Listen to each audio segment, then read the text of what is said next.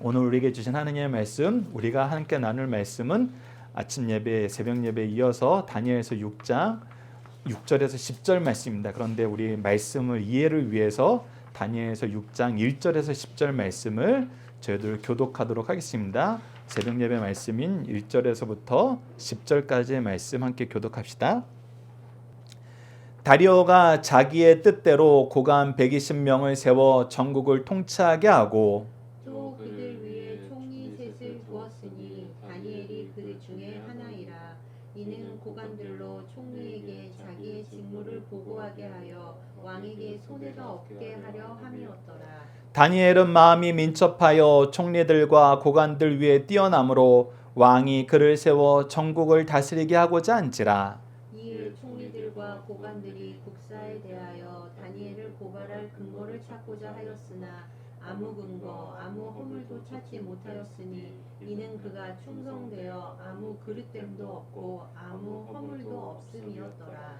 그들이 이르되 이 다니엘은 그 하나님의 율법에서 근거를 찾지 못하면 그를 고발할 수 없으리라 하고 이에 총리들과 고관들이 모여 왕에게 나아가서 그에게 말하되 다리오 왕이여 만수무강하옵소서.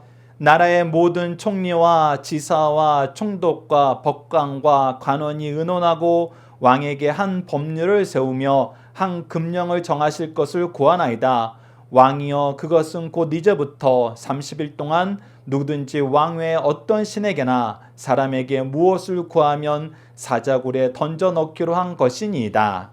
그런즉 왕이여 원하건대 금령을 세우시고 그 조서에 왕의 도장을 찍어 메대와 바사에 고치지 아니하는 규례를 따라 그것을 다시 고치지 못하게 하옵소서 하매 이에 다리오 왕이 조서에 왕의 도장을 찍어 금령을 내리니라. 다니엘이 이 조서에 왕의 도장이 찍힌 것을 알고도 자기 집에 돌아가서는 윗방에 올라가 예루살렘으로 향한 창문을 열고 전에 하던 대로 하루 3번씩 무릎을 꿇고 기도하며 그의 하나님께 감사하였더라. 아멘. 우리가 목숨보다 귀한 하나님과의 관계란 제목으로 말씀을 나누도록 하겠습니다. 우선 말씀을 위해 잠시 기도하도록 하겠습니다. 기도하시겠습니다. 하나님 아버지, 저희들에게 다니엘 말씀을 주시고 다니엘 말씀에 나와 있는 세상 배경이 우리가 포로 생활하는 것이 아닌데도 불구하고 지금 현대 사회와 너무나 똑같아서 우리가 다니엘이 어떻게 이 상황에서 하나님의 일꾼으로 승리하는 삶을 살았는지 확인하면서 더 깊은 감동과 감사를 느끼게 됩니다. 다니엘이 이 삶을 살면서 항상 그 앞에 하나님을 앞에 두고 하나님과 함께하는 기쁨의 잔치인 예배가 삶의 중심이었던 걸 보게 됩니다. 하나님, 우리가 여러 가지 이유로 예배드리지 못하는 환경, 예배가 후순위로 밀리고 예배가 많은 사람들에게 외면당하는 그런 삶을 살고 있습니다. 이때 우리에게 다니엘 말씀을 주셔서 우리로 하여금 예배로 다시금 하나님의 은혜를 누리게 하셨고 더 나아가서 우리가 예배로 교회로 오는 길을 평탄케 하는 사명을 감당하게 하셨사오니 저희들에게 다니엘에게 주셨던 은혜보다 더 큰 은혜 허락하여 주셨고 이 시대에 다니엘처럼 하나님의 말씀으로 세상을 이기고 세상에 하나님의 은혜를 전하는 하나님의 능력 있는 일꾼들 될 수 있도록 인도하여 주시옵소서. 함께 하심을 믿사오며 예수님 이름으로 기도드리옵나이다. 아멘. 자, 우리가 우선 말씀을 보기 전에 우리가 이 말씀의 어떤 내용들을 확인할 것인가, 여러분 뒤에 나와 있는 퀴즈 문제부터 우리가 예전처럼 한번 읽어보도록 하겠습니다. 첫 번째 1번 문제 한번 읽어볼까요? 시작! 다니엘은 다리오 왕에게 어떤 일꾼인가요? 이 부분은 우리가 앞서 새벽 예배 때 말씀의 복습으로 잠깐 거론을 하는 겁니다. 우리 새벽 예배 나오지 못하신 분들은 이 말씀을 가지고 복습을 같이 해주셨으면 좋겠어요. 두 번째 문제도 읽어봅시다. 시작! 악한 자들은 자신들의 목적을 이루기 위해 무엇하기를 좋아하나요? 자, 이 부분이 이제 우리가 첫 단락의 내용이고 가장 많이 경험하는 것입니다. 그리고 동시에 우리가 가장 조심해야 되는 부분이에요. 이 부분에 대해서 3번의 문제를 보면 우리 설교 말씀 안에서 이제 이것을 이길 수 있는 거, 이것을 피할 수 있는 방법을 가르쳐 줍니다. 3번 문제 읽읍시다. 시작! 악한 자들에게 이용당하거나 속지 않기 위해 가장 좋은 방법은 무엇인가요? 이 내용도 여러분들 꼭 기억해 놓으시고 이 말씀을 실천하는 삶을 살았으면 좋겠어요. 자, 4번 함께 읽어봅시다. 시작. 다니엘은 조서에 왕의 도장이 찍혀 있는 것을 보고도 왜 예루살렘을 향하여 창을 열고 기도했나요? 이 부분이 가장 어려우면서도 중요한 내용입니다. 이 두 가지 우리가 말씀을 통해서 확인하고 우리도 이 삶을 우리가 하나님께 허락해 주실 기도하는 시간 되었으면 합니다. 마지막 5번째 읽어봅시다. 시작. 그리스도인들에게 가장 중요한 관계, 목숨까지도 아깝지 않은 것은 무엇인가요? 자, 이 내용이 우리가 오늘 말씀의 주제입니다. 오늘 우리 말씀의 제목, 다 같이 우리가 제목을 구호처럼 여기니까 제목 함께 읽어봅시다. 화면에 없고 주보 보셔야 돼요. 자, 제목 읽어봅시다. 시작. 목숨보다 귀한 하나님과의 관계. 자, 왜 하나님과의 관계가 목숨보다 귀한지 다니엘과 세 친구를 통해서 확인하는 시간 가졌으면 합니다. 우선 첫 번째 우리의 소 제목이 6절에서 8절인데 악과 짝하거나 이용당하게 될 때, 제가 이 교회가 이 현대 사회에서, 한국 사회에서 이런 경우가 너무 자주 일어나는 것 같고 교회를 항상 이렇게 이용하려는 사람들이 많아서 이 내용을 우리가 교회는 아니지만 다료를 통해서 한번 확인해 봤으면 좋겠어요. 우선 오늘 본문 말씀을 보면 다리오 왕이 왜 다니엘을 중용하여서 썼는가 했을 때 이 6장 2절 말씀과 4장 후반절 말씀을 우리가 보면 알 수 있습니다. 6장 2절과 4장 후반절 말씀, 우리 화면을 보든지 주보를 보든지 함께 읽겠습니다. 시작. 또 그들 위에 총리 셋을 두었으니 다니엘이 그 중에 하나이라. 이는 고관들로 총리들에게 자기 직무를 보고하게 하여 왕에게 손해가 없게 하려 함이더라. 4장 후반절도 읽읍시다. 시작. 그가 충성되어 아무 그릇함도 없고 아무 허물도 없음이었더라. 우선 다니엘이 민첩하여서 뛰어나여서 총리로 세웠는데 그 총리로 세우는 원래 근본 목적은 뭐냐면 왕이 손해보지 않게 하는 거였어요. 그래서 왕이 손해가 가지 않도록 하나님이 주신 지혜로 다니엘은 열심히 일했습니다. 또 그가 어떤 사람이냐면 충성된 사람, 즉 믿을 수 있는 사람, 신뢰할 수 있는 사람인데 왜 그러냐면 그가 일만 잘하는 것이 아니라 부패도 없어요. 그릇 때문에 부패를 얘기합니다. 이 우리가 나라의 일꾼들을 뽑았을 때도 능력은 있는데 너무 죄를 많이 져, 너무 부패한 사람이야. 그러면 우리가 능력 없는 것도 속상하지만 부패한 것도 사실 속상하거든요. 그런데 능력 있다고 부패된 삶을 살면서도 뻔뻔한 사람이 많은데 다니엘은 전혀 그렇지 않았어요. 동시에 내가 다 알아, 내가 다 책임질 수 있어, 나는 이거 다 해본 사람이야 그러면서 우리가 좀 안일할 수 있는데 그냥 대충 할 수 있는데 오늘 다니엘서 말씀 4장 후반절 말씀 4절 후반절 말씀은 허물도 없다는 것은 니글리젠트는 좀 안일한 거예요. 안일하여서 일에 실수가 있거나 그냥 대강 넘어가는 것을 이 허물이 있다고 하는데 다니엘은 그것도 없었어요. 그래서 굉장히 꼼꼼하게 충성스럽게 일했습니다. 그런데 왜 이렇게 일했느냐? 우리가 새벽 예배 때 확인했던 것처럼 에베소서 말씀을 통해서 우리가 무슨 일을 할 때에는 그 일을 내가 사람이 맡긴 것으로 여기지 않고 하나님이 맡긴 것으로 여기기 때문에 이것은 하나님이 나에게 주신 일로 여기기 때문에 우리가 이렇게 충성스럽게 일할 수 있었어요. 그래서 다니엘은 어쨌거나 왕이 잘 쓴 이유는 왕에게 손해가 안 나고 그가 부패가 없고 허물이 없는 사람이어서 안일함이 없는 사람이어서 왕은 이 사람을 중용하여 썼습니다. 그런데 오늘 본문 말씀에서 우리가 5절 말씀에서 봤다시피 관원들은 왜 다니엘을 범법자로 만들고 싶어하고 죽이고 싶어하죠? 왜 그럴까요? 다니엘이 무슨 악한 일을 한 게 있나요? 사실 악한 일을 한 건 없어요. 그런데 왜 그런 거예요? 시기예요. 자기가 미워하게 된 거예요. 그 미워하는 마음이 큰데 그 미워하는 마음이 사실은 누구의 마음하고 누구의 일하고 충돌이 되죠? 왕이 다니엘을 중용한 이유하고 충돌이 돼요. 왕은 다니엘이 마음에 들었어요. 왜? 자기 이익을 보호해 주니까. 자기 이익을 더 키워주니까. 동시에 부패도 없고 안일함도 없어요. 다니엘한테 맡기면 다 해결이 되는 거예요. 잘못되는 일이 없어요. 다른 사람이 내는 결과보다 항상 좋아요. 그러면 이게 나에겐 좋은데 관료들에게는 싫은 거예요. 왜? 이 사람은 부패가 없어. 이 사람은 흠이 없어. 때로는 희한한 거지만 흠이 없다는 게 시기의 질투의 대상이 될 때가 있어요. 다니엘은 그런 거예요. 그런데 이 사람들이 와서 관료들이 왕을 위하는 척 하면서 왕에게 좋은 이야기라고 합니다. 그러면서 무엇을 하려는 거예요? 악을 행하려는 거예요. 그런데 이때 악을 행할 때 이 사람들이 썼던 방법이 무엇이냐? 철저하게 전부 거짓말이란 겁니다. 자, 그래서 오늘 본문 말씀 6절에서 8절, 특히 6절에서 8절에 어떤 거짓말이 있나 한번 봅시다. 우선 첫 번째는 그들은 왕을 위하지 않으면서 왕을 위하는 척했다. 다니엘서 6장 6절 읽어봅시다. 함께 읽겠습니다. 시작. 이에 총리들과 고관들이 모여 왕에게 나아가서 그에게 말하되 다리오 왕이여 만수무강하옵소서. 여기서 만수무강은 영어에서 live forever에서 영원히 살라는 것인데 이 영원히 살라는 거예요. 왕이 영원히 살라는 거예요. 뜻은 무엇이냐면 우리는 왕의 통치가 너무 좋아요. 왕이 하는 일이 너무 마음에 들어요. 왕이 우리의 영원한 왕이면 좋겠어요 라고 얘기하는 거예요. 근데 왕의 통치의 가장 기쁜 부분의 하나가 뭐였냐면 다니엘을 가장 높은 총리로 쓰는 거예요. 다니엘에게 모든 일을 맡기는 거예요. 왜? 그러면 왕의 일이 잘 되니까. 왕의 통치가 잘 이루어지니까. 근데 이 사람들은 지금 뭐가 싫어서 왔어요? 왕이 다니엘을 쓰는 게 싫어서 왔어요.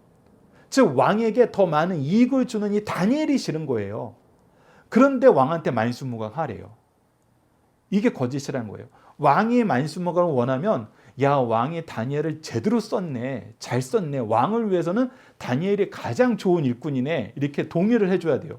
근데 만수무강하옵소서라고 얘기하면서 무엇하러 왔어요? 다니엘을 쳐내려고 왔어요.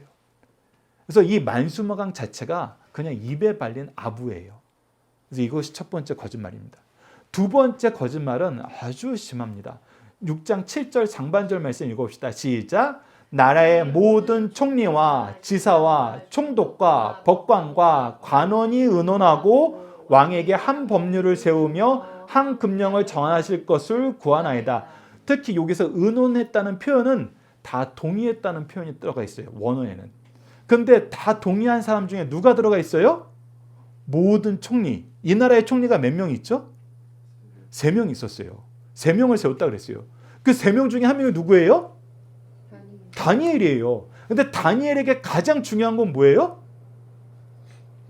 하나님께 예배하는 거예요. 하나님 외에 다른 신에게 예배하는 건 다니엘은 원하지 않아요.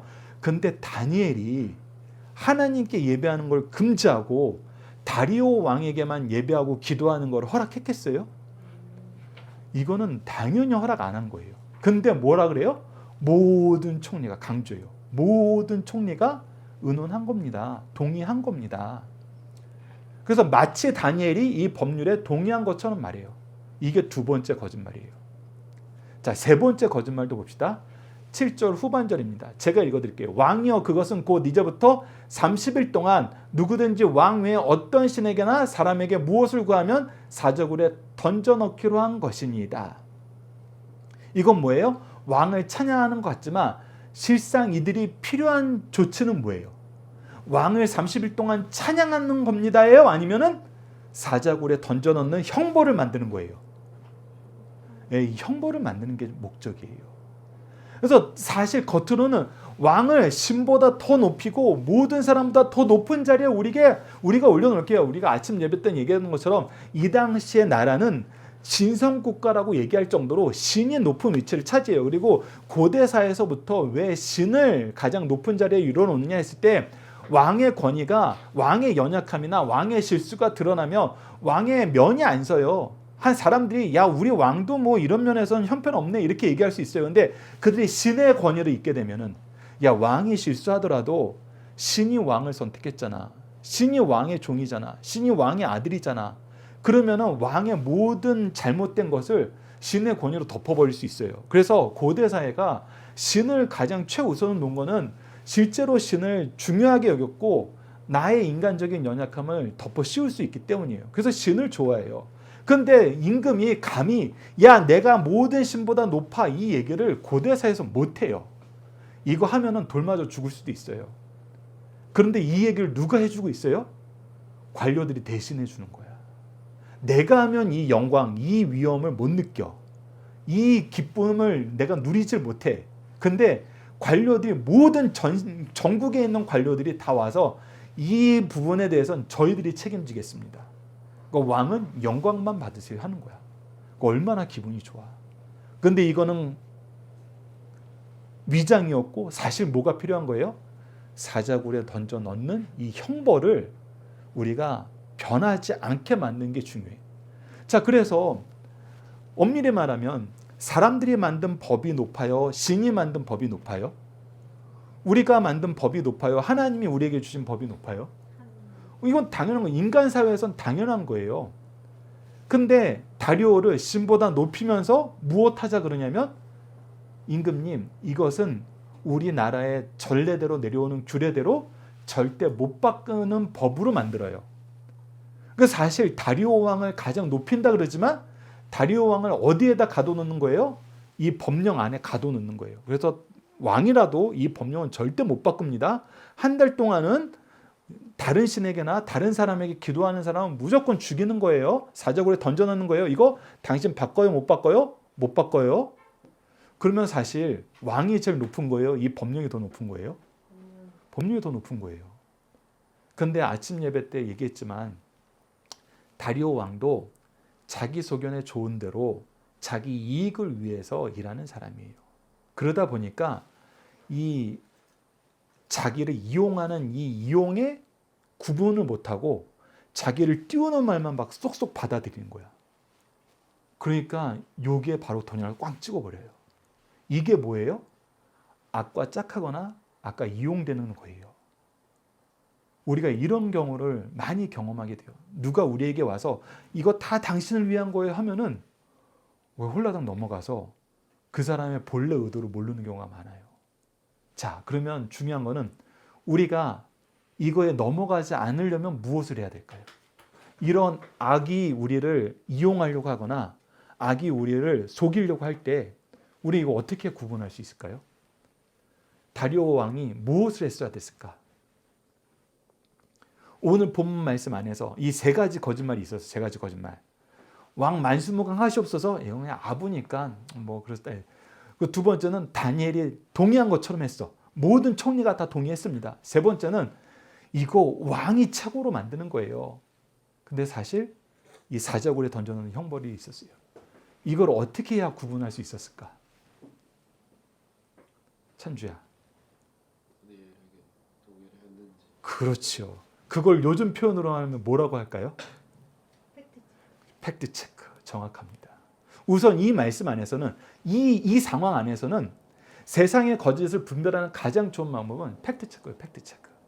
야, 모든 총리가 동의했어? 아, 내가 아는 다니엘은 이거 안 했을 것 같은데. 왜냐하면 다니엘이 이런 사람인지 왕이 제일 잘 알아. 다니엘을 쓰는데 내가 쓸 때 너무 편하게 쓰는 이유는 다니엘은 예배에 대한 거, 하나님에 대한 것만 우리가 건드리지 않으면 나한테 충성하는 사람이거든. 아니 이거를 관료들도 알고 있었는데 다리오 왕이 몰랐을까? 관료들이 이걸 알고 다니엘이 하나님 법을 어기게 만드는 법령을 만들어 올 정도인데 다리오가 이걸 몰라요? 알아요. 다리오 알고 있었어요. 그러니까 야 이거 아무리 봐도 이상해. 다니엘이 이거 확인했을까? 야 다니엘 불러와봐. 총리들 3명 다 모여봐. 너희들 이거 다 동의한 거 맞아? 이거 확인했으면 이거 금방 드러나요. 근데 사실 이거보다 더 중요한 게 있어요. 그리스도인들에게는.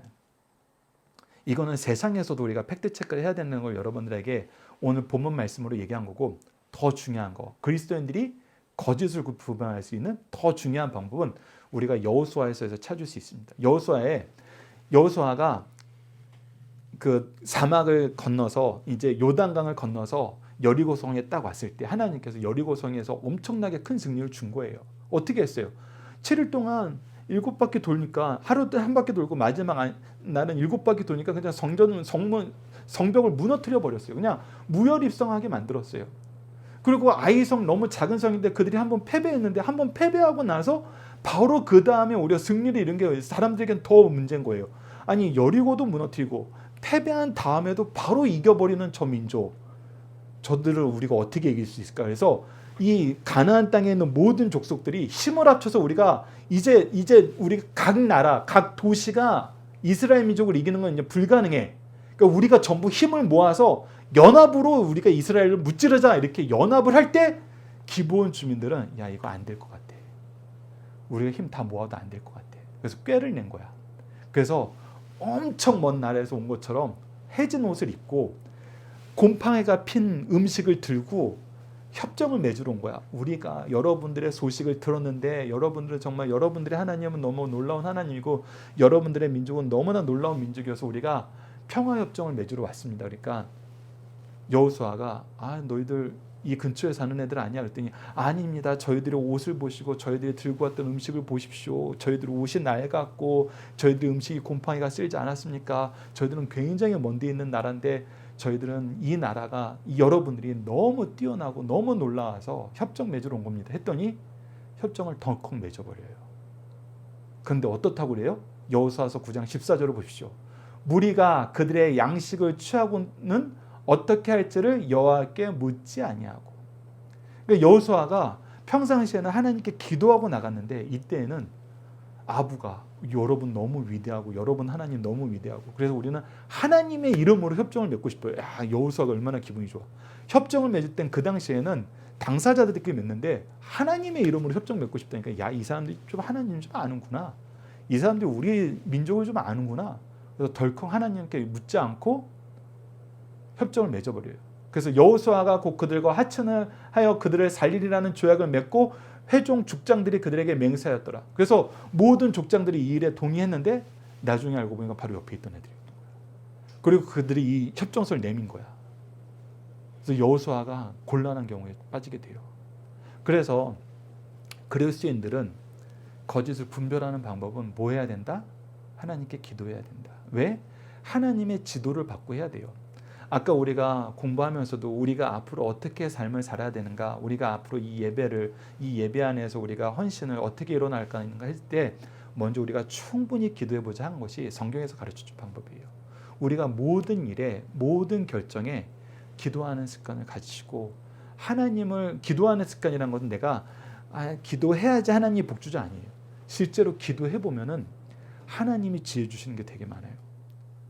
저 개인적인 얘기를 하면 새벽 예배 때 그 밤이나 아침에 새벽 예배 갈 때 이런 일은 어떻게 해야 될까? 저런 일은 어떻게 해야 될까? 이 일에는 무슨 방법이 좋을까? 이렇게 생각하던 것을 진짜 거짓말처럼 내가 설교를 하는 입장인데도 불구하고 안수집사 때도 설교를 들으면서 불현듯 하나님께서 이 말씀이구나. 목사님이 얘기해 주신 이 내용이구나. 그리고 기도할 때도 바로 이 내용이구나. 하나님이 그 생각을 주세요. 그리고 그 생각대로 하면은 사람들이 다 지혜롭게 행동했다 그래요. 실제로 이걸 우리에게 경험하게 하세요. 그래서 우리가 세상 사람들이 계속 우리를 이용하거나 우리를 속이려고 할 때 그것에서 벗어나는 거. 첫 번째는 하나님께 기도해라. 두 번째는 아까는 세상적인 팩트 체크예요. 그런데 우리가 영적인 팩트 체크를 해야 돼요. 영적인 팩트 체크라는 건 다리오는 하나님 믿는 사람이 아니지만 우리는 하나님 믿는 사람이잖아요. 그러니까 우리는 무엇을 알아야 돼요? 이 제안이, 이 내용이 하나님 보시기에 좋은 것인지를 확인해야 돼요. 우리는 항상 이걸 확인하는 사람이 돼요. 세상 사람들이 나한테 거짓말하는 거야 안 하는 거야 이것이 옳은 거야 참인 거야 그 팩트 체크냐 우리는 영적인 팩트 체크. 그래서 영적인 팩트 체크에 가장 좋은 게 우리가 성경 공부는 이렇게 해야 된다라고 항상 우리가 소개하면서 나누면서 공부할 때 승리한 삶에서도 가장 많이 소개한 말씀 중에 하나가 사도행전 17장 11절입니다. 함께 읽어봅시다. 시작. 베레아에 있는 사람들은 데살로니가에 있는 사람들보다 더 너그러워서 간절한 마음으로 말씀을 받고 이것이 그러한가 하여 날마다 성경을 상고함으로. 우선 간절한 마음으로 말씀을 받는 것도 너무나 중요해요. 여러분들이 주일날 오셔서 말씀 듣고 말씀을 너무 잘 받았어요 하는 것도 중요해요. 근데 사실 이거보다 더 중요한 거 뭐예요? 오늘 우리에게 주신 말씀이 정말 그러한가 하여 성경을 통해서 확인해 보는 거예요. 목사님 말씀에 내가 조금 이상한 거 있지 않나? 특히 여러분들이 연속 강의 설교로 설교를 들으시면은 성경을 한 권, 두 권, 세 권 각 분삭책을 전부 듣는 것을 끝내고 나시면은 다음에 다른 설교를 들을 때 불현듯 딱 생각이 나요. 그렇지. 그때 들었던 말씀하고 이 말씀이 연결이 되지. 그런데 어쩔 때는 그래요. 그때는 이 말씀을 이렇게 해석하셨는데 지금은 왜 좀 그때랑 다르게 말씀하시지? 하고 궁금해서 찾아보게 돼요. 찾아보면은 바로 깨달을 때도 있지만 궁금할 때도 있어요. 궁금할 땐 어떻게 해야 돼요? 궁금할 땐 어떻게 해야 돼요? 물어봐야 돼요. 그러라고 영적인 스승을 두신 거예요. 목사님, 아빠, 엄마, 저번에는 우리 이 얘기로 이 내용을 나눴는데 지금 이번에 나눌 때는 좀 다르네. 이 다른 것이 괜찮은 거예요? 다르면은 내가 생각할 때는 이런 부분에 좀 어려움이 있는데 그렇지 않아요? 하면서 우리가 논의를 해야 돼요. 그러면 하나님께서 더 많은 지혜와 더 많은 은혜와 더 많은 능력을 주세요. 그래서 이 영적 팩트 체크는 우리 삶에 되게 중요해요.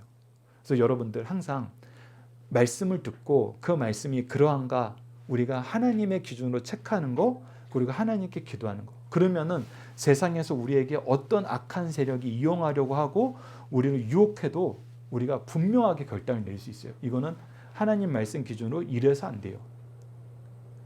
제가 학교 다닐 때 많은 교수님들이 세상 삶을 살 때 이렇게 하면 안 돼, 너희들.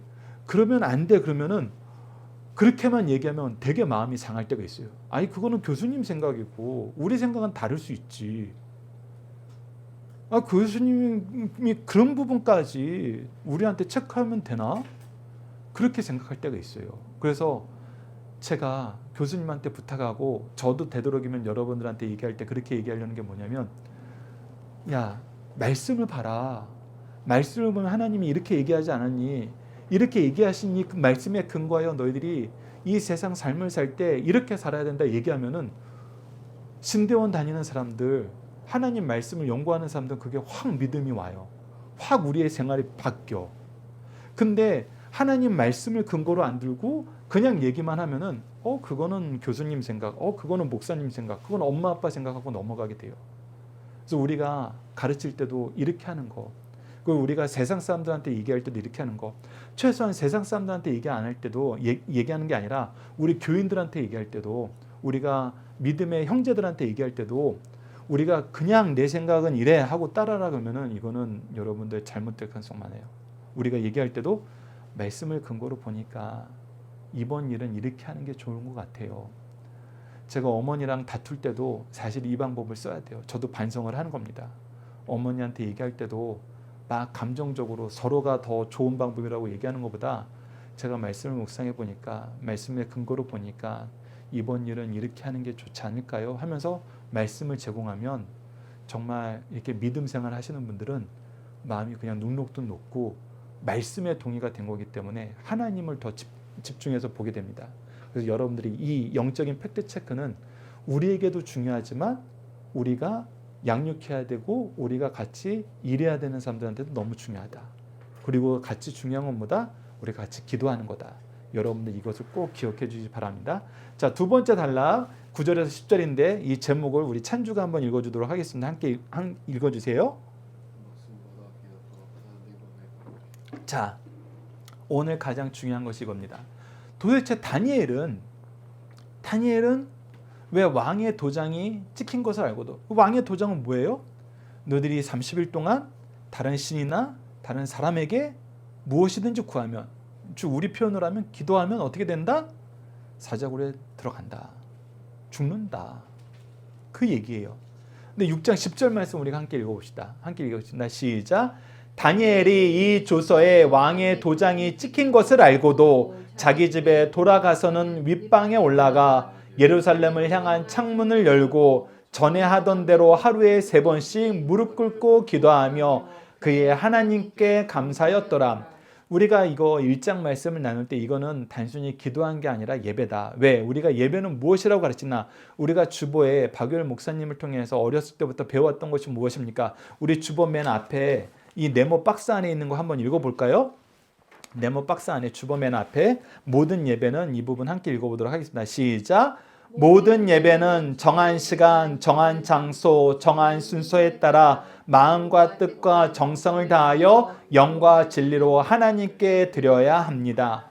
자, 이 내용을 토대로 우리가 보면은 여러분에게 다음에 제가 금요 기도에는 주로 우리가 가지고 있는 표, 이번 1월 한 달은 예배로 교회로 나오는 길을 평탄하게 하소서, 이 주제가 왜 우리에게 하나님이 주신 말씀인지 성경 말씀을 통해서 확인하는 것처럼 이 표도 왜 이것이 성경 말씀에서 우리에게 가르쳐 준 것인지 여러분들에게 이 표 설명을 할 거예요. 근데 우선 여러분들이 어려서부터 이 내용을 배웠으니까, 그리고 경험했으니까 우선 다니엘이 이 기도 내용에는 무엇이 있어요? 정한 시간이 있어요. 정한 시간은 뭐예요? 하루에 3번 딱 정해져 있었어요.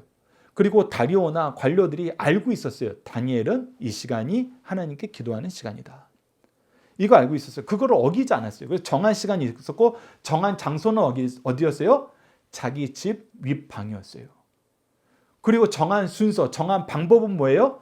예루살렘을 향하여 창문을 열고, 자, 여기서 무엇만 빼도 다니엘이 고발당하지 않았을까요? 그렇죠. 창문만 안 열었어도. 아니, 창문 여는 게 뭐가 그렇게 중요하다고? 우리 지금 다 창문 막잖아요. 오히려 예배 방해돼서 다 창문 커튼 쳐놨잖아요. 사실 창문 여는 거 아무것도 아니에요. 창문 닫아도 돼. 그런데 도대체 다니엘이 왜 창문까지 열었을까? 왜 열었을까? 이것만 안 열었어도 예배 드리는데 지장이 없는데. 우리가 일반적으로 생각하면은 이거 이해가 안 돼. 굳이 그래야 돼요? 굳이? 왜 그랬을까요? 그러니까 이 정한 방법. 우리는 지금 이거 전혀 구애받지 않잖아.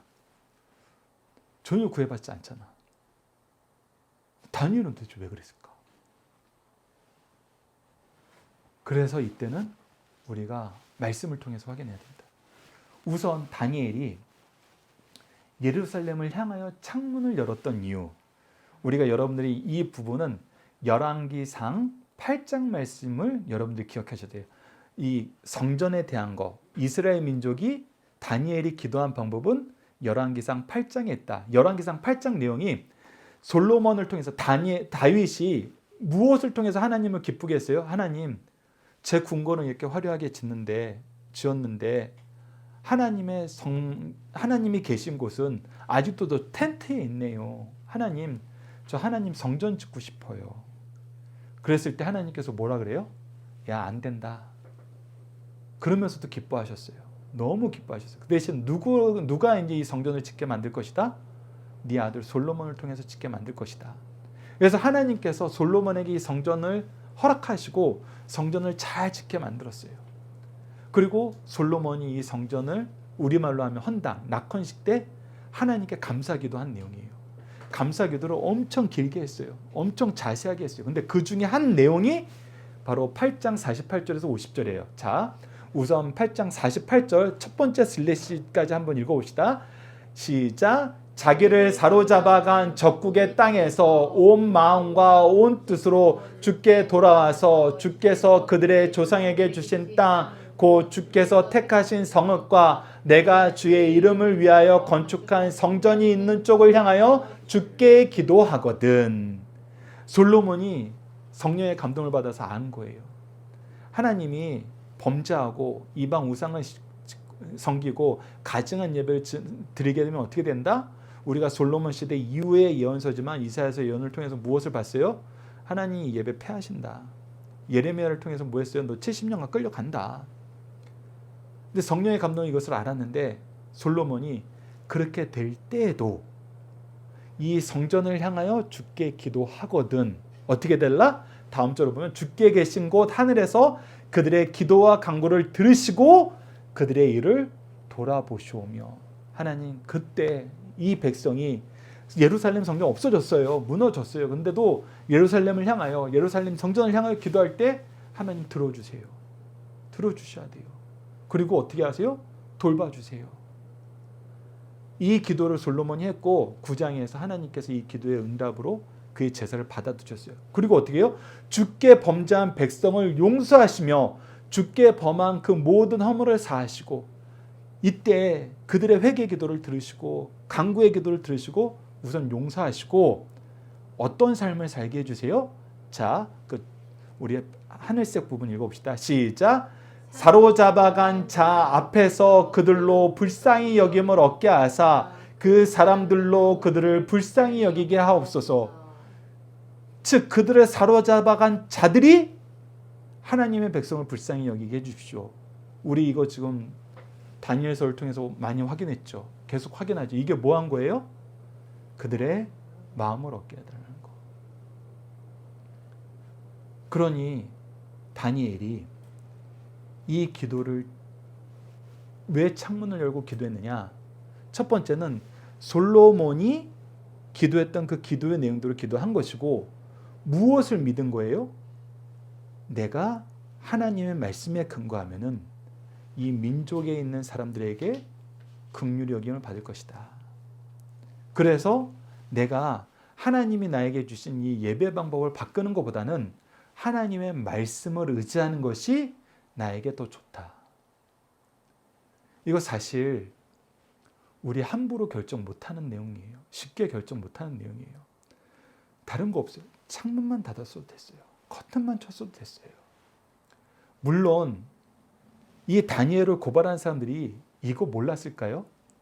알았어요. 다니엘이 이렇게 기도할 가능성이 있다. 그래서 굳이 며칠을 둔 거예요? 30일을 둔 거예요. 30일을 두면 뭘 할 수 있어요? 다니엘 집안 사람들을 매수하든지, 내가 그곳에서 감시를 하든지, 아니면 고발할 사람들을 찾아내든지, 그래서 온갖 모든 방법을 동원할 수 있는 그 30일을 확보해 놓은 거예요. 그런데 다니엘은 그러지 않았어요. 그들의 계략과 그들의 위협이 무섭지만 나는 누구를 더 신뢰한다? 하나님을 더 신뢰한다. 하나님의 말씀을 더 신뢰한다. 그래서 다니엘이 첫 번째 이렇게 한 이유는 우리가 일반적인 상식과 판단보다 하나님의 말씀을 더 신뢰했기 때문이다. 그래서 다니엘, 조금 전에 우리가 읽었던 열왕기상 8장 50절에서도 이 내용이 나오고, 우리가 계속해서 이 내용을 확인한 게 뭐예요? 다니엘서 1장 9절과 다니엘서 2장 14절로 15절, 그리고 우리가 계속해서 다니엘서 4장과 6장에서 확인했다시피 하나님이 은혜와 긍휼을 얻게 하시고 사람들의 마음을 얻게 하셔서 주권자들이 다니엘 이야기를 듣게 만들잖아요. 다니엘에게 연민을 느끼게 하잖아요. 그래서 하나님의 일하심을 더 신뢰했다. 이것이 첫 번째고, 두 번째는 그리 아니하실지라도, 우리가 다니엘서 3장 17절과 18절을 봐야 됩니다. 우리가 다니엘서 3장 17절과 18절, 여러분 화면을 보시거나 주보를 보면서 함께 읽어봅시다. 함께 읽읍시다. 시작. 왕이여, 우리가 섬기는 하나님이 계시다면 우리를 맹렬히 타는 풀무불 가운데서 능히 건져내시겠고 왕의 손에서도 건져내시리이다. 그렇게 하지 아니하실지라도 왕이여, 우리가 왕의 신들을 섬기지도 아니하고 왕이 세우신 금신상에 절하지도 아니할 줄을 아옵소서. 이것이 오늘 우리가 첫 번째, 두 번째 내용이 다 들어가 있어요. 17절은 뭐예요? 우리는 하나님을 더 신뢰한다. 왕보다 하나님을 더 신뢰한다. 그런데 그렇게 하지 아니하실지라도 내가 왕의 신들에게 절하지 않는 이유는, 내가 예배를 중단하거나 예배의 형식을 하나님께 드리던 예배의 방법을 바꾸지 않는 이유는 무엇이다? 우리에게 가장 중요한 것은 하나님과의 관계다. 그래서 우리가 예전에 다니엘서 3장 볼 때 이게 무엇이었어요? 나는 왕의 신하로 사는 것보다 하나님의 백성으로 사는 것이 더 좋습니다. 내가 왕의 신뢰를 얻는 것보다 하나님의 사랑으로 사는 것이 더 좋습니다.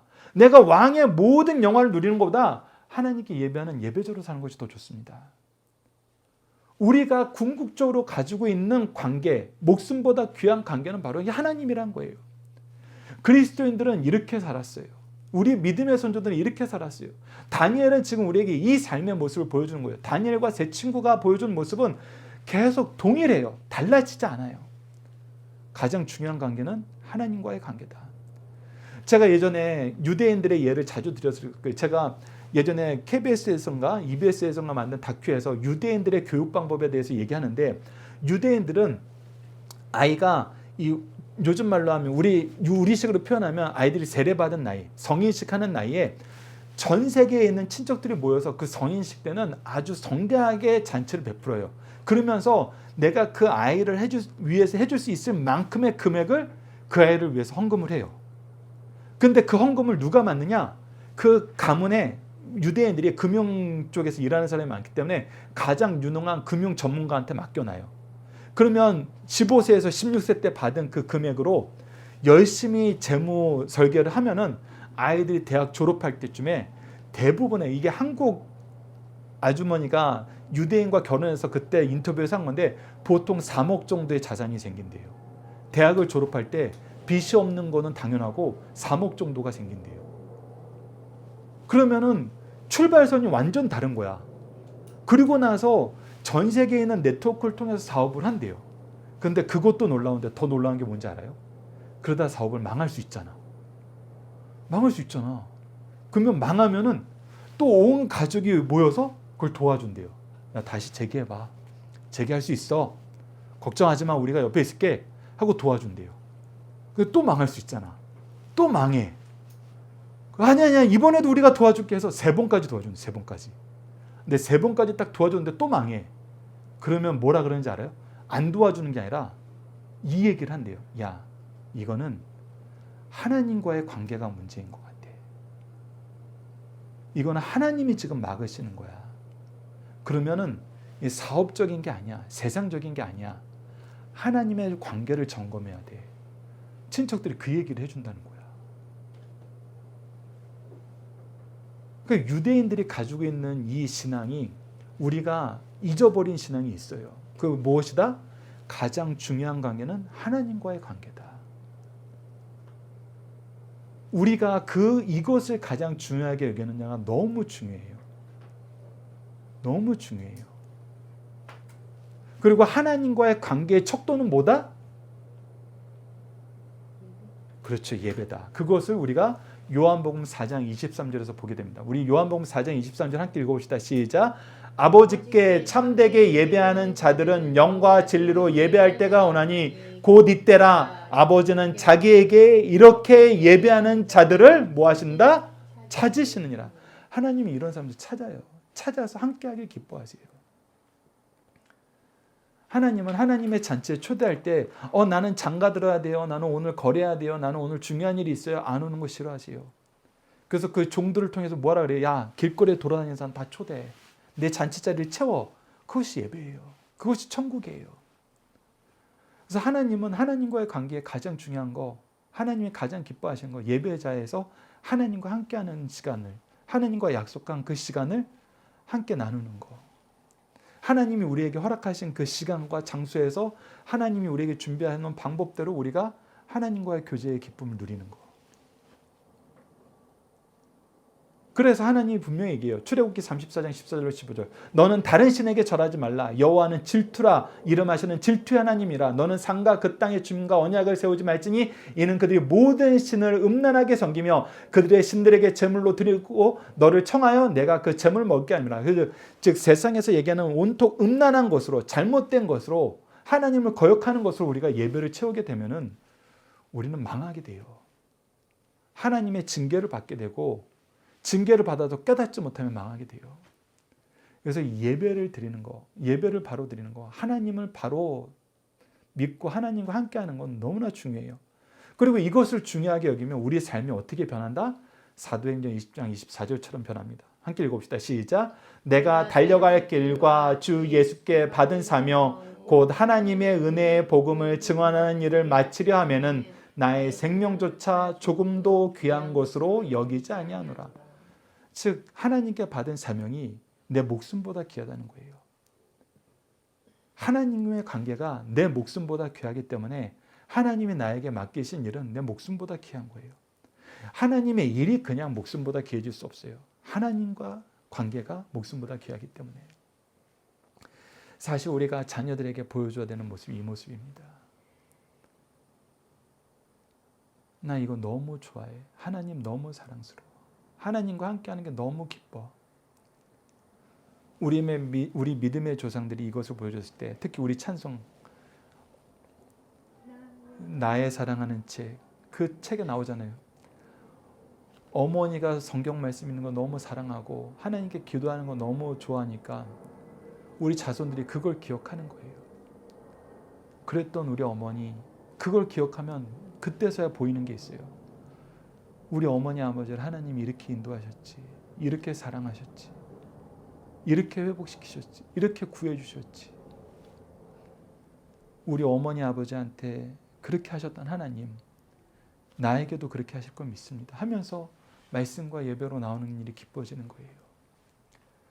그래서 사실은 안타까운 거지만 할아버지가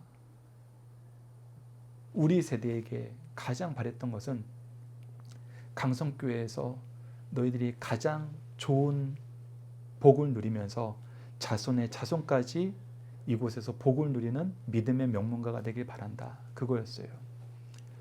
그랬는데 목회자가 되니까 그렇게 될 수 없게 됐건 하지만 우리가 이것을 이 장소로서의 강성교회로 제한시키지 마시고 신앙의 유산을 물려받은 모든 장소가 우리가 하나님께서 이 은혜를 주신 장소로 알고 우리가 예배하는 것이 가장 기쁘고 하나님의 말씀 듣는 것이 가장 즐거운 가문이 됐을 때 우리에게 이 은혜가 충만하게 임할 것을 믿고 할아버지에게 주셨던 은혜 아버지에게도 주셨고 나에게도 주시고 나의 자녀에게는 더욱 주실 것이라는 걸 믿으면서 이 믿음의 역사가 계승되기를, 그래서 하나님의 관계가 우리에게 가장 중요하다고 고백하는 우리 강성성경연구원 여러분, 승리하는 삶 가족 여러분 되길 기도합니다.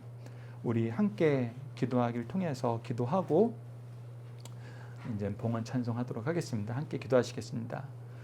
우리를 예배자로 부르시고 예배자로 살 수 있도록 도우시는 하나님, 우리에게 주의 날을 지킬 수 있는 나라를 허락하여 주시고 주님께 예배하는 장소로 교회를 허락하여 주시고 정한 순서에 따라 헌신하며 예배할 수 있도록 은혜 주심을 감사합니다.